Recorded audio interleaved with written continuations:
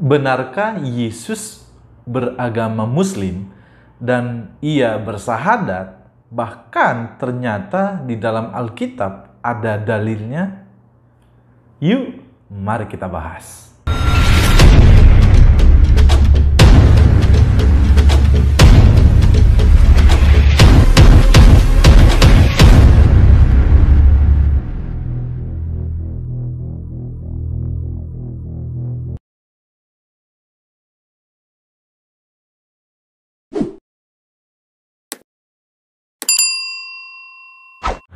Shalom guys, berjumpa kembali dengan saya. Di dalam video kali ini saya ingin membahas dan meluruskan sebuah pernyataan dari seorang mualaf yang katanya dulu adalah mantan pendeta. Terkait ia seorang pendeta atau tidak dulunya, saya tidak tahu, tapi pengakuannya di dalam videonya ia adalah seorang mantan pendeta. Nah, di dalam bagian ini yang perlu saya luruskan adalah ia mengatakan bahwa ternyata Yesus itu beragama Muslim dan bersyahadat, bahkan ternyata di dalam Alkitab ada dalilnya. Nah, yang buat saya geleng-geleng kepala dan heran adalah dulu ketika dia menjadi seorang pendeta, saya tidak tahu dia ajarkan apa kepada jemaatnya. Untuk tidak berlama-lama lagi, yuk mari kita lihat bersama-sama videonya. Yesus atau Nabi Isa alaihissalam di dalam Taurat, Pentateuch, Torah itu tidak pernah mengajarkan Bani Israel untuk minum anggur, makan makanan yang sudah dilarang. Tetapi maaf, Kristen sekarang mereka lakukan itu semua tanpa mengindahkan Yesus Kristus sebagai Rasulnya. Kita sudah melihat bagian cuplikan video pertama ini. Di sini yang buat saya geleng-geleng kepala adalah di mana ketika ia mengatakan Yesus di dalam Torah atau di dalam Perjanjian Lama itu mengajarkan Bani Israel untuk tidak minum anggur atau memakan makanan yang dilarang. Nah, pertanyaan saya adalah di mana ayatnya di dalam Perjanjian Lama Yesus mengajarkan dan melarang orang atau Bani Israel untuk tidak minum anggur atau memakan makanan yang dilarang. Coba Pak tunjukkan kepada saya di mana ayat dan bagian firman Tuhan itu. Ya, nah di sini sedangkan Yesus mengajarkan satu, Yesus mengajarkan umatnya bersahadat. Dalilnya mana Pak Abraham? Saya bacakan ya. Saya ambil dalam Injil Yohanes, murid Yesus yang menulis Injil itu sendiri. Injil Yohanes 17 ayat 3. Yohanes yang kekal itu. Kalau di Al-Quran Yohanes itu Yahya, Nabi Yahya. Yohanes yang kekal itu, yaitu bahwa mereka mengenal Yesus, mengenal Dia sebagai satu-satunya Allah Subhanahu wa Ta'ala, atau Allah itu sebagai satu-satunya. Bahkan perintah untuk bersujud sebagai ibadah mereka menggantikannya dengan bernyanyi. Itu Yesus mengajarkan itu. Saya ulangi ya saudaraku. Yesus mengajarkan umat bersahadat. Yang pertama, dalilnya Yohanes 17 ayat 3. Yohanes yang kekal itu, yaitu bahwa mereka mengenal Dia satu-satunya Allah yang benar dan mengenal Yesus yang telah Engkau utus.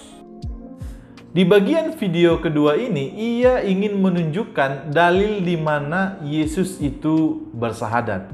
Ia mengutip di dalam Alkitab, yaitu Injil Yohanes 17 ayat 3. Nah, ketika si mualaf ini mengutip Injil Yohanes pasal 17 ayat 3, tidak sama isinya seperti yang ada di dalam Alkitab.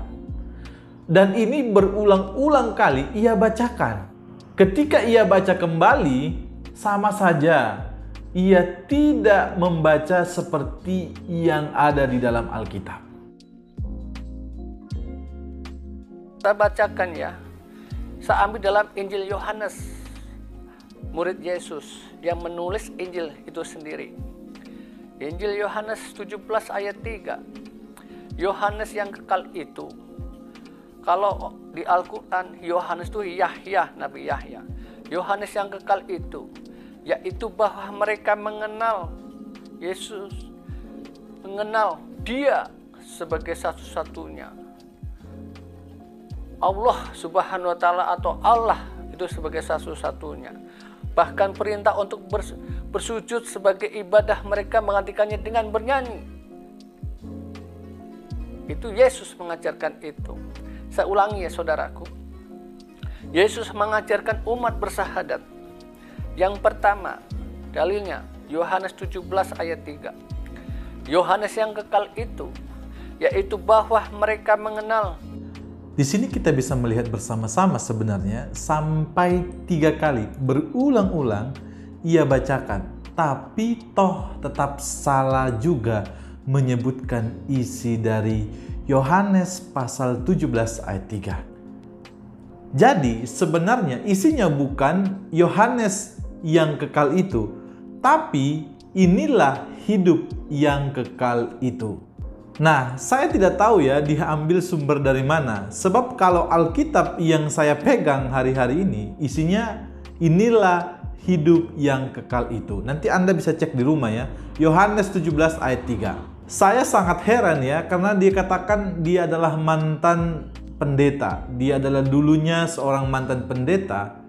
Dan membacakan ayat sampai 3 kali salah seperti ini. Saya sangat geleng-geleng kepala. Nah, dia mengaku ia adalah seorang mantan pendeta, sedangkan pendeta atau jabatan pendeta itu bisa diterima seseorang tidak dengan gampang. Ada proses-proses yang harus dikerjakan. Nah, orang seperti ini bisa diangkat menjadi seorang pendeta. Ini menjadi sebuah pertanyaan atau tanda tanya yang besar sekali. Terkait dengan Yohanes pasal 17 ayat 3, di sana tidak ada berbicara tentang sahadat. Nanti coba teman-teman cek di rumah, sahadatnya orang muslim itu seperti apa. Jadi ayat ini tidak ada indikasi tentang Yesus bersahadat. Nah, kalau kita perhatikan di beberapa banyak video, ada orang juga yang mengatakan, wah Alkitab sudah dipalsukan dan seterusnya. Tapi lucunya, hari-hari ini yang mereka kerjakan adalah mengutip ayat Alkitab. Maka dari itu, teman-teman, saya rindu kita semua yang melihat video ini terus baca Alkitab, terus pelajari, terus juga lakukan dalam kehidupan kita. Dan jangan pernah meninggalkan iman percayamu. Tuhan Yesus memberkati kita. Shalom.